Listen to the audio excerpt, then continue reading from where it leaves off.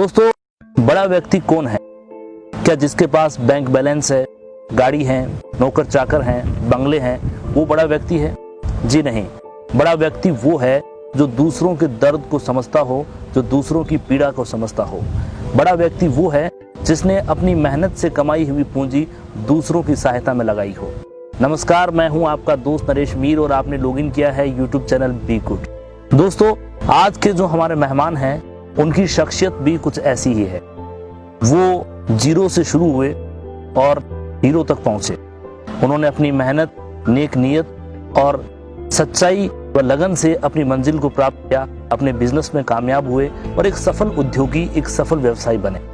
लेकिन इतनी बुलंदियों को छूने के बाद भी वो गरीबों के, निसहाय लोगों के, विकलांग, दिव्यांग लोगों के दुख दर्द को महसूस करते हैं। जी हाँ, मैं बात कर रहा हूँ हमारे बीकानेर राजस्थान के एक ऐसे युवा जो इन दिनों मुंबई रहकर हमारे राजस्थान का नाम रोशन कर रहे हैं और दूसरों के दुख दर्द को समझते हैं। नारायण सेवा संस्थान के माध्यम से उन्होंने अनेकों दिव्यांगों की मदद की है। जी हाँ, मेरे साथ उपस्थित हैं हमारे युवा साथी श्रीमान कमल जी लोढ़ा साहब। कमल जी से हम बात करते हैं। कमल जी, बहुत बहुत स्वागत है आपका। नमस्कार नरेश जी, बहुत बहुत आभार कि आपने अपनी ये पत्रकारिता के माध्यम से जो समाज सेवा को आप जो नया आयाम दे रहे हैं, नया फैला रहे हैं, उसके लिए मैं आपका जितना आभार करूं उतना कम है। तो मैं इसी क्रम में आपसे बहुत बहुत शुभकामना देता हूं और आपका बी गुड चैनल हमेशा यूं ही आगे बढ़ता रहे। समाज के अच्छे लोगों को आप यूं ही आगे लाके उन्हें प्रोत्साहित करते रहे। धन्यवाद। Thank you. कमल जी, आज आप एक सफल व्यवसायी हैं और समाज सेवी तो आप हैं ही, लेकिन सबसे पहले मैं जानना चाहता हूं कि आपने अपने जीवन की, अपने करियर की शुरुआत कैसे की? कहां से आपकी शुरुआत हुई थी? सर देखिए, सन 2000 में मैं ग्रेजुएशन पूरा करके सपनों की नगरी मुंबई में नौकरी के लिए गया जी। तो उस दरमियान मतलब बहुत सी नौकरियां मैंने की तो बहुत दिक्कत आई क्योंकि फैमिली बैकग्राउंड बहुत कमजोर था। तो नौकरियां मतलब कम से कम 5-7 नौकरी, फिल्म प्रोडक्शन लाइन में भी गया। ऐसे करते करते मैंने लोकल ट्रेन में पापड़ तक बेचे। तो कभी झुमके बेचना, कभी पापड़ बेचना, मतलब इस तरह के मैंने काम किया। और कभी कभी तो ऐसा वक्त भी आया था कि एक टाइम खाना खा के, वो वड़ा पाव, बॉम्बे का वड़ा पाव होता है, तो वो वड़ा पाव खा के मैंने दिन गुजारे हैं। अच्छा। तो बहुत मुफलिसी में दिन गुजारे हैं, लेकिन एक मन में विश्वास था, मैं मेहनत करूंगा, ईमानदारी से काम करूंगा तो जरूर एक मुकाम प्राप्त करूंगा। ऐसे करते करते मुझे मोबाइल एसेसरीज की लाइन मिल गई। सन 2006 की बात की है जी। तो ऊपर वाले ने और माता पिता जी के आशीर्वाद से थोड़ा गाड़ी चल गई। करते करते करते फिर अपना खुद की दुकान की और आज भगवान की दया से दाल रोटी चल रही है। बहुत ही बढ़िया, बहुत ही अच्छी दाल रोटी चल रही है आपकी। तो कमल जी, आपने नारायण सेवा संस्थान के माध्यम से अनेकों लोगों की मदद की है, लेकिन मैं जानना चाहता हूं कि आपने सबसे पहली बार नारायण सेवा संस्थान का नाम कहां सुना और इससे जुड़ने की इंस्पिरेशन, इसकी प्रेरणा आपको कहां से मिली? तो बात ऐसी है कि सन 2014 की बात है। माता जी टीवी के अंदर नारायण सेवा संस्थान के बापूजी कैलाजी मानव और भैया प्रशांत भैया के प्रोग्राम देखती थी। एक दिन फिर माताजी से प्रोग्राम देख रही थी तो देखते देखते उन्होंने बोला कि कमल, मेरे को संस्था में जाना है उदयपुर, वहाँ जाके हमको दीन दुखियों की, गरीब लोगों को, इनकी दुख दर्द को समझना है, देखना है और अपने जो भी आर्थिक सहयोग होगा उनको देना है। तो उसी दिन हमने टिकट बनाई और हम उदयपुर निकल पड़े। अच्छा। तो उदयपुर जाने के बाद हम संस्था की गतिविधियां देखी, एक प्रत्येक मरीज का हमने बात की। ऐसा करके कम से कम 50-60 मरीजों से बात की। हर इंसान की आंखों में आंसू, तकलीफ, दया, मतलब दर्द, ये सब हमको दिखाई दिया। तो हमारा और माता जी का हृदय भाव विवल हो गया। क्या करें क्या नहीं, ऐसा सोचते सोचते हम 2 दिन वहाँ रुके। तो वहाँ पर हमने संस्था की मतलब बहुत सी गतिविधियां, जैसे दिव्यांगों का ऑपरेशन हो रहा था, डेली 70 से 80 ऑपरेशन और ऊपर से 100 ऑपरेशन भी हो जाते हैं, तो वो पूरे निःशुल्क थे। और वहाँ हमने देखा सुविधा और बहुत अच्छी है, खाने पीने की, रहने की, और एक पैसा, सिंगल पैसा चार्ज नहीं करते पूरे। मैं तो मतलब ये देखा कि वहाँ पूरे इंडिया से, बिहार, यूपी से जो निर्धन दिव्यांग लोग हैं वो आए और जब वापस वो जा रहे थे, उनकी जो चेहरे की खुशी देखी थी ना, जैसे सुबह हंसता हुआ गुलाब नहीं होता क्या बात है, कैसे वैसे उनके चेहरे को खुशी देख के इतनी खुशी मिली। तो सोचा यार मैं जो काम कर रहा हूँ, जो पैसे के चक्कर में भाग रहा हूँ, ये जो कर रहा हूँ वो तो मैं खुद के लिए कर रहा हूँ। तो मैं सोचा नहीं मैं गलत रास्ते पे जा रहा हूँ। और मेरी जिंदगी कितनी है, एवरेज जिंदगी मेरी जैसे 40 साल हो गई है, और मेरी जिंदगी अब रही है 60 साल 65 साल के ऊपर से एवरेज इंसान की उम्र होती नहीं है। तो मैं क्या कर रहा हूँ? मैंने सोचा यार कुछ तो भी करना पड़ेगा यार, ऐसा तो मतलब ऐसे अपन चले जाएंगे, आए और चले गए, क्या उसका मतलब क्या हुआ लाइफ का? तो मैं उसी दिन संकल्प लिया कि कुछ समाज सेवा के लिए कुछ अपने कदम आगे बढ़ाऊंगा। और उसी दरमियान मुझे दूसरे दिन प्रशांत भैया से मिलने का मौका मिला। उन्होंने बहुत व्यस्त समय रहता उनका, उन्होंने हमको मिलने के लिए समय दिया। तो कम से कम 1-1.5 घंटे माता जी ने बातें की और उन्होंने हमको सारी चीज़ें डिटेल से समझाई। संस्था क्या काम करती है, दिव्यांग टैलेंट्स हो, सिलाई मशीन सिखाना, उनकी साल में शादियाँ करके उनके घर व्यवस्थित बसाना, और ऐसे अनेक प्रकल्प हैं। तो मैंने उसी समय एक प्रण लिया कि मैं अपने जिंदगी में 1000 दिव्यांग लोगों का ऑपरेशन कराऊंगा। क्या बात है। कि नहीं भैया कमल, कुछ न कुछ तो करना पड़ेगा जी।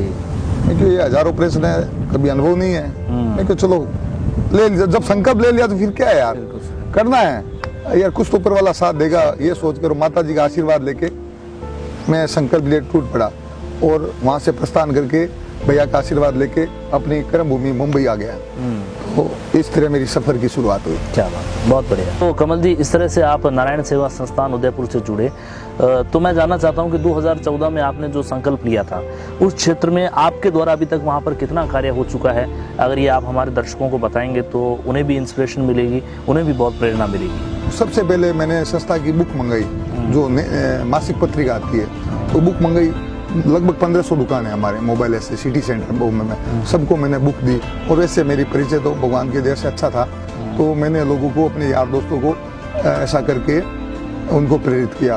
और सबके यहाँ लगभग 450-500 डोनेशन बॉक्स लगे, नित्य 10 रुपये उनको बोला आप उसके अंदर डोनेशन बॉक्स में डालिए। तो 1 साल के अंदर लगभग 1 ऑपरेशन का पैसा हो जाता है। और दूसरा, मैंने अपने कमाई का एक हिस्सा संस्था में दिव्यांग लोगों के लिए देने के लिए निश्चित किया।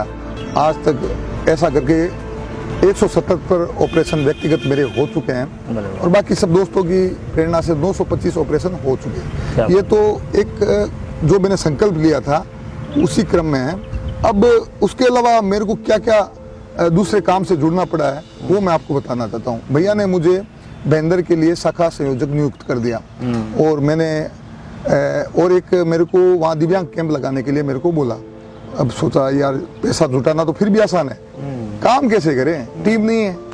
तो ऐसा करके मैंने स्थानीय अपने परिचित लोगों से, दोस्तों से करके फिर मैंने एक टीम बनाई।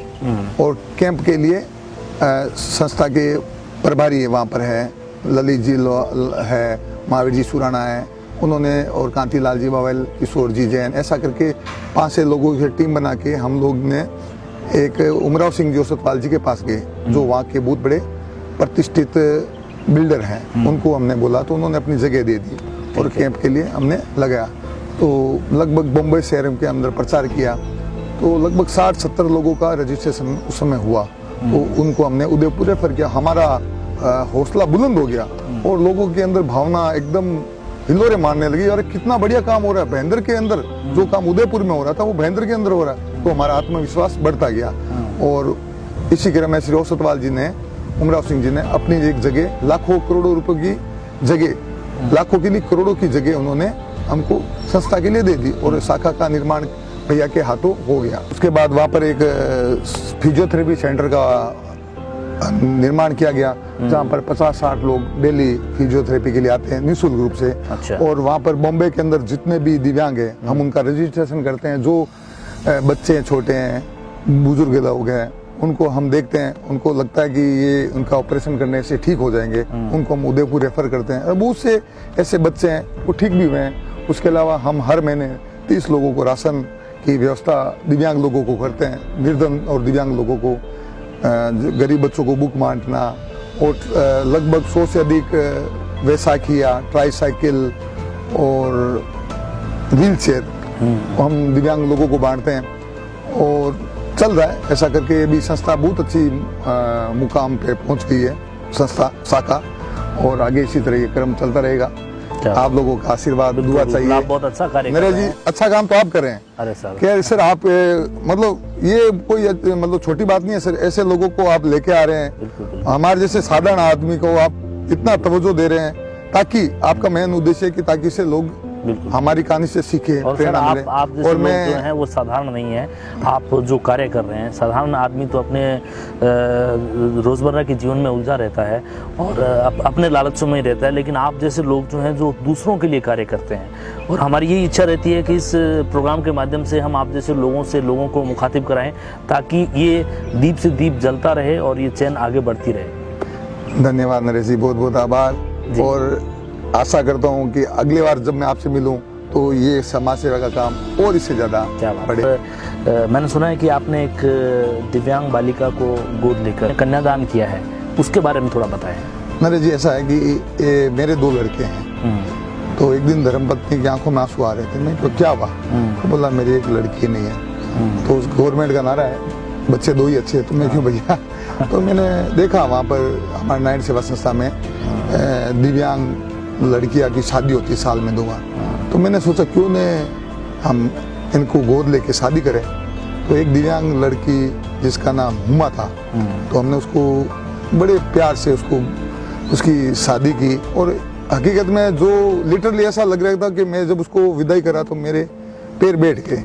अरे ऐसे मेरे को मतलब जो फील हुआ, मेरे को आज तक वैसा कभी फील नहीं हुआ। और आज भी, और मेरे जो जवाई साहब है वो भी दिव्यांग है। अच्छा। तो आज भी उनसे बात होती है, भरतपुर में है, रोजाना लगभग 2-4 दिन से बात होती है। और उनकी मेरी 2 नवाशियाँ हो चुकी है। अच्छा, बहुत और वो स्वस्थ है, कोई दिव्यांग नहीं है, स्वस्थ है। अरे आपके जीवन को जानकर, आपकी जीवनी को जानकर, आपकी बातें सुनकर मुझे भी ये महसूस हो रहा है कि जीवन में अपने निजी जिम्मेदारियों के साथ साथ हमें समाज के लिए, देश के लिए और दूसरों लोगों के लिए भी कुछ ना कुछ करना चाहिए। और यही प्रेरणा हमारे ये इंटरव्यू देखने वाले लोगों को भी मिलेगी। बहुत बहुत धन्यवाद मैं आपका करता हूँ कि आपने अपने कीमती समय में से समय निकाला, हमारा आग्रह स्वीकार किया, हमसे बातचीत करने के लिए तैयार हुए। आप ऐसे ही लोगों की सेवाएं करते रहें। आपको बहुत सारी दुआएं मिलती रहेगी, प्रार्थनाएं मिलती रहेंगी, और आप ऐसे ही एक अच्छी दुनिया का निर्माण करते रहें। बहुत बहुत धन्यवाद, बहुत बहुत शुक्रिया। धन्यवाद नरेश जी, थैंक यू।